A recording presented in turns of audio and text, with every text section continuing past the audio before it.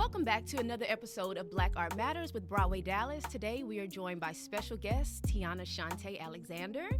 Tiana, how are you doing today? I am doing fantastic. I'm so happy to be here with you, Joy. Yes, thank you so much for joining us. Long overdue. Oh, really? I think it's right on time. Right, you know what? That's true. Divine timing, right on That's time. it. Okay, so Tiana, just tell everybody a little bit about you, a little bit of your background, all the titles that you carry. I am from Dallas, grew up, born and raised. I attended Booker T. Washington High School for the Performing and Visual Arts. I graduated from Grambling State University with a degree in theater. So I've been doing this for a long, long time. Actually starting in the 4th grade. From then on, after graduation, I have been performing throughout the city. I've also been teaching with junior players, AT&T Performing Arts Center, and with the Black Academy of Arts and Letters. The whole theater thing is not just about me growing as an artist, but also helping other people grow as well. Great. So, Tiana, can you kind of speak on your experience at Grambling State University? For those who may not know, it is a historically Black college, HBCU. I feel that, I know a lot of people that I've spoken to on the series, that's not the case, that they've been able to experience getting their degree at a HBCU. So can you kind of talk about your experience at Grambling over in Louisiana? Well, first of all, Grambling is the place where everybody is somebody. Oh, yes. So it's just groomed within you. And as a theater major, what caught my attention is that we got to do at least 4 shows. Mm-hmm. And then those are 2 straight plays, a musical, and a classical play. Mm-hmm. So you became well-rounded. And another thing about that is we made our own sets. Mm-hmm. So even if I didn't get to take a set design class, but you had to, if you were in the show, it was mandatory. You had to come and drill something or paint something. Yeah. We also got opportunities to go to different theater conferences, connect with other schools. One of those conferences was NATSA. It's a different feeling to grow in your community. We build each other up. It doesn't feel like competition. And I think at other schools, it feels like we're trying to compete with somebody else just to get shown, and we feel like an outsider. Yeah. And I didn't have that problem at Grambling. That's very true. You know, a lot of times Black students, when they're at, predominantly white institutions, most people get scholarships, but not full rides, like especially in the arts. So you're paying this money to hone your craft, to, strengthen your skills and go out into the professional world. But a lot of people may not understand that for Blacks and even other members of the BIPOC community, that's a whole other layer of trying to prove yourself while also being a student. Right. So I'm so glad that you were able to experience that at HBCU at Grambling. What are some of the biggest takeaways from your HBCU that you've implemented or how has it served you in the professional world? Whoa. Maybe opposed to somebody of color who went to a PWI. It's all about connections. And so some of those PWI people have connections with certain theaters here in the community. And so they already build certain relationships. Right. And so me coming from Grambling, I don't know any of these people. So I'm coming in fresh in the door saying that I went to Grambling, and then they don't know anything about our program. So they're already doubting because it's a HBCU. And they think I'm just getting half of what the other people are learning. And I really think I have learned more. Yeah. Because of that. It's just going in and knowing that I belong. Yeah. And showing them that. It's kind of hard. Yeah. It's so interesting because people don't realize, like on the outside, how prestigious HBCUs are, because they are HBCUs, because we had to go and start our own institutions. Like, it is serious, from the arts, athletics, Greek life. Like, it is, you got to show up. Exactly. So I feel like even though I didn't come from an HBCU, a lot of my mentors growing up were Black, of color, queer women.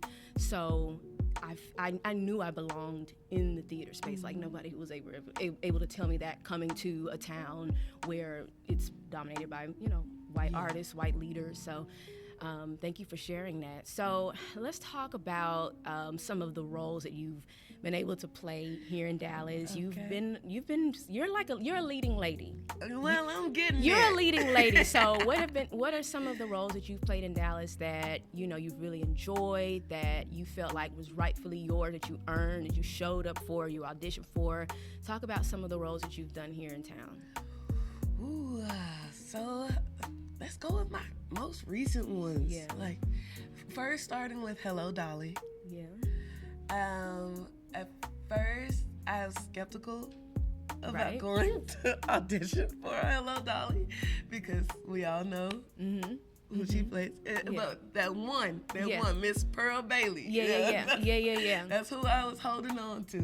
And so I went in and I sung Before the Parade Passes By. And it was like magic. Yeah. It was like, this is what I'm supposed to be doing.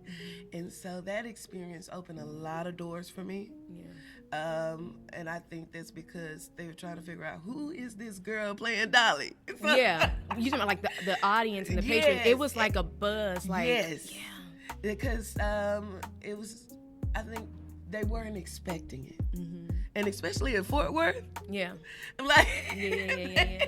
they were like, ooh. Yeah. But so I think that opened the door for me to be able to play Magenta for a lyric. Yes. And that was an experience I'm still kind of floating off of because it also opened a lot of doors and it showed me that we're getting there. Yeah. We're growing. Yeah. I mean, first it might have looked like little baby steps, but now it seems like, okay, they're starting to see my worth and we just got to keep shooting. Right. And it's so interesting that, not to downplay it, but that Hello Dolly opened doors for Magenta because, with Rocky Horror, it's, that show, if anything, there are no rules. So the fact that you feel like, there was probably a chance going into Magenta, like, is that the character you went out for, or? Yes. Okay, work. The thing about Magenta Yeah. is that she also kind of like doubles for Usherette. And so that character opens the show and ends the show. And I said, what is better than doing that? I'm the first person you see, and I'm the last person you see. Yeah. Can you speak a little bit on your role in Good Grief, that process? Yes, Good Grief. Ooh, that's one of my straight plays. Hadn't did one in a while because we were also like getting out of COVID. And with that character, I actually ended up depressed because I hate to say it, method acting, but a lot of the times I believe you have to become the character. If you want to show someone who that person is, somewhere in there it gotta click. You know, excuse the watery. But so thinking about connections and losing someone and just trying to figure out what love actually is and what that love is like with a best friend or a love interest or someone of that nature, and even with your family, like how that plays a part in everything. And I also had to kind of learn a little bit about Nigerian culture and what it is to be a Nigerian American, because I'm just a Black American, which I guess we'll talk about that as well.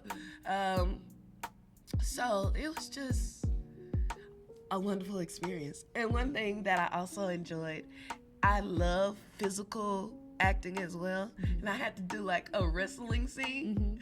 And the fact that we come in, we're characters, we're wrestling, and then we have to rewind that whole scene. And so when I get to show people that I can also do things that show stamina. Like, don't play me because I'm a little thick. I was gonna say, there's a scene where she talks about it, but she's wearing lingerie in one of the scenes, right? Well, yes, I came out in my bra and underwear. One scene, it's a kind of love-making scene between her and her best friend. They don't really get into it, but they kind of start. And she pushes away, but I'm still kind of exposed some kind of way to show that we were in the act. But I love that. I'm kind of free. So whenever I get a script that's like, Tiana, you're gonna have to show somebody. The audition notice. You're like, oh, Nick, you sign me up. Don't care. Yeah. What do you want? Fully nudity. Yeah. No. No, I love it because I'm glad that you kind of went into that. And what's the characters? What's the role again? Nkechi. Yeah.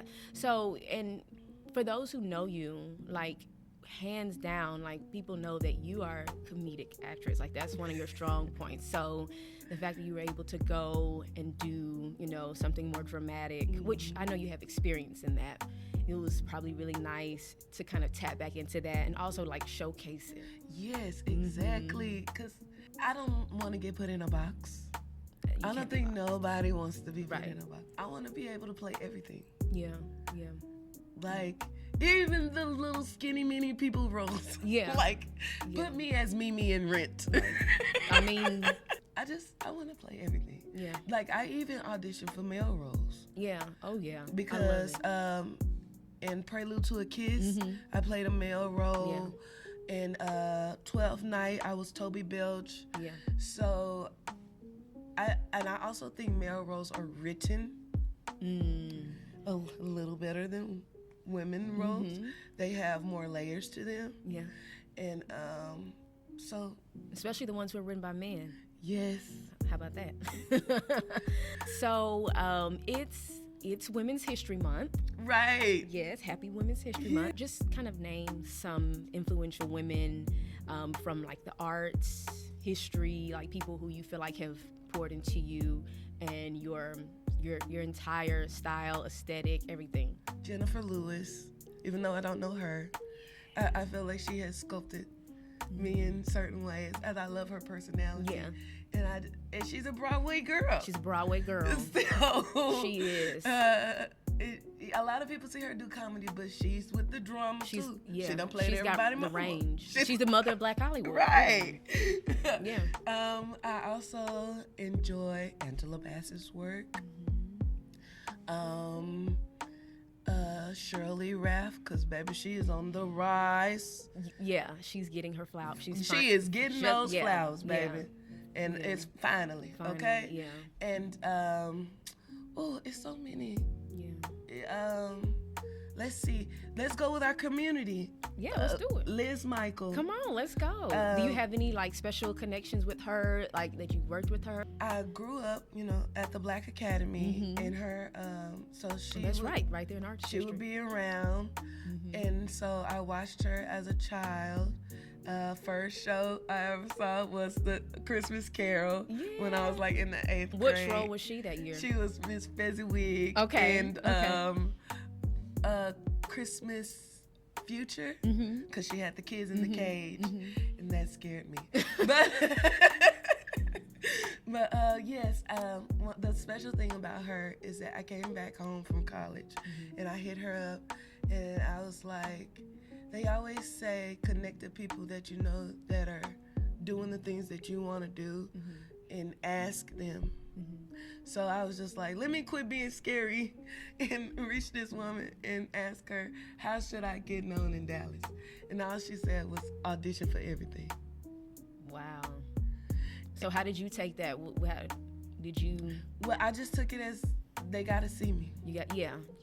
Like, just notice me, see me, get in the room. The name has to get passed around. They got to say Tiana is a talent. Right. Especially being in a new city where no one knows you. You almost have, like, this, you don't have, like, these, it's like right now, there's a lot of, I don't do that theater or that one, but you came here fresh and just like new, so you had a brand new slate, so you kind of you invited everything into you and you explored, so I could definitely see how you took that and, like, ran with it.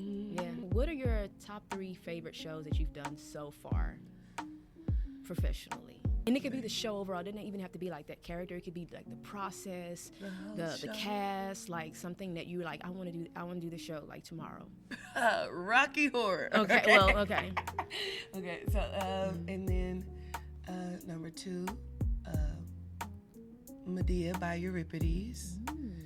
And 3, I would love to do Hair again.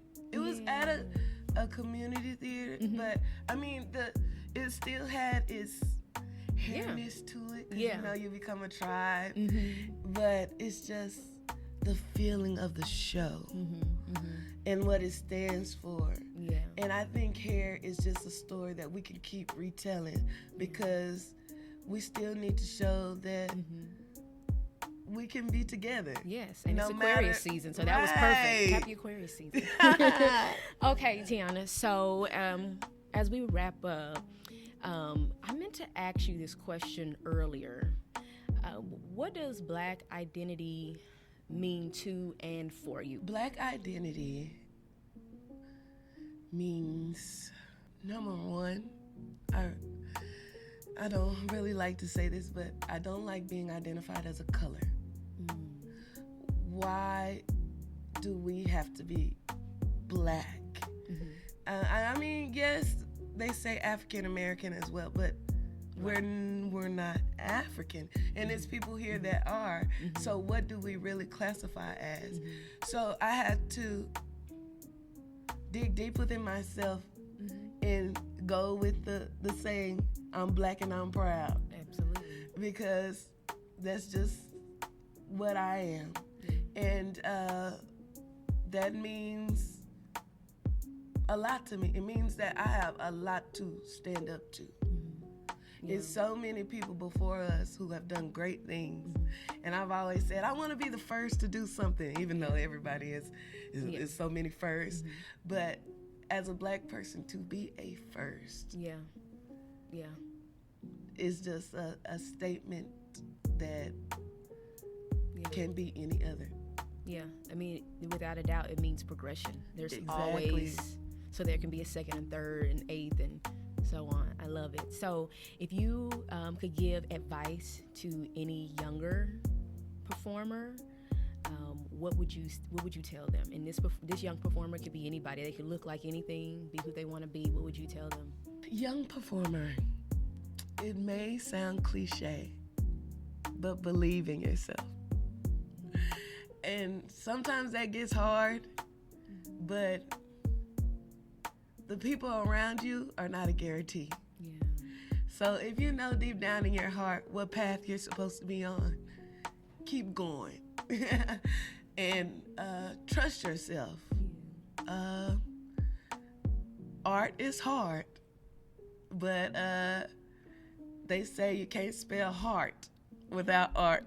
There you go. And so that's where it comes from. Yes. Thank you so much, Tiana. That was really beautiful. Thank you all for joining us for another episode of Black Art Matters, once again with our special guest, Tiana Shuntáe Alexander. We will see you next time.